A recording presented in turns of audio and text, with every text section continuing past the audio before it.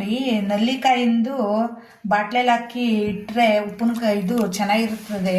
ನಾವು ಅಲ್ಲಿ ಹೊರಗಡೆ ಹೋದಾಗ ತಿಂತಿದ್ದೋ.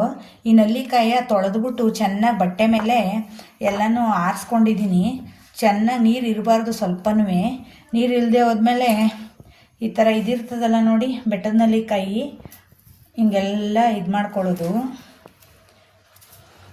ಉಪ್ಪು ಹಿಡಿತದೆ ಇದು ನೋಡಿ. ಕೂದಲು ಉದ್ರೋದಿಲ್ಲ. ಗ್ಯಾಸ್ಟ್ರಿಕ್ಕು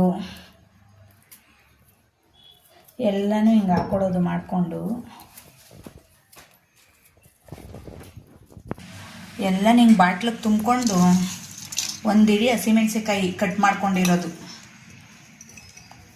ಕಟ್ ಮಾಡಿಬಿಟ್ಟು ಚೆನ್ನಾಗಿ 2 ಭಾಗ ಮಾಡಿ ಗ್ಲಾಸ್ ಅಂತ ಹಾಕಿದ್ರೆ ತುಂಬ ಒಳ್ಳೆಯದು. ಇನ್ನು ಒಂದಿಡಿ ಉಪ್ಪು, ತುಂಬ ಟೇಸ್ಟಾಗಿರ್ತದೆ. ನಮ್ಮ ಫ್ರೆಂಡ್ ಮಾಡಿದರು, ನಾನು ಟ್ರೈ ಮಾಡಿದ್ದೆ, ಚೆನ್ನಾಗಿತ್ತು. ಈ ಸತಿ ವಿಡಿಯೋ ಮಾಡಾಕ್ತಾಯಿದ್ದೀವಿ. ಒಂದಿಡಿ ಉಪ್ಪು, ಬಿಸಿನೀರು ಕಾಯಿಸ್ಕೊಂಡಿರಬೇಕು. ಬಿಸಿ ನೀರು ಮಳ್ಳಿರ್ಬೇಕು. ನೀರು ಸ್ವಲ್ಪ ಎಷ್ಟಿರ್ತದೆ ಅಷ್ಟು ತೇಲುವಂಗೆ ಹಾಕಬೇಕು.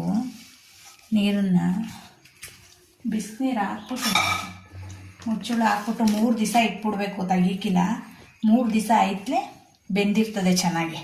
ಆವಾಗ ತುಂಬ ಚೆನ್ನಾಗಿರ್ತದೆ, ತಿನ್ನೋಕ್ಕೂ ಸರಿ. ಮಕ್ಕಳಿಗೆ ಆಗಲಿ ನಮಗೆ ಆಗಲಿ ಹುಳಿ ಇರಲ್ಲ.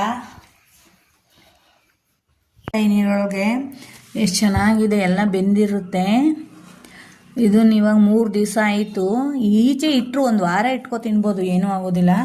ಬೆಳಗ್ಗೆ ಎದ್ದು ತಿಂದರೆ ತುಂಬ ಆರೋಗ್ಯಕ್ಕೆ ಒಳ್ಳೆಯದು. ಈಗ ತಗೊಳ್ಳಿ, ಕೈಲಿ ಯೂಸ್ ಮಾಡಿಬಿಡಿ, ಸ್ಪೂನಲ್ಲಿ ಎತ್ಕೊಂಡು ತಿನ್ನಿ ಡೈಲಿ ಒಂದೊಂದು.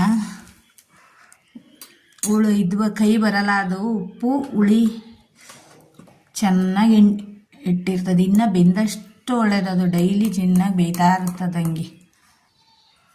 ಏನಕ್ಕೆ ನೋಡಿ, ಕಲರ್ ಬಂದೈತೆ. ಆ ಕಲರ್ ತುಂಬ ಚೆನ್ನಾಗಿರ್ತದೆ.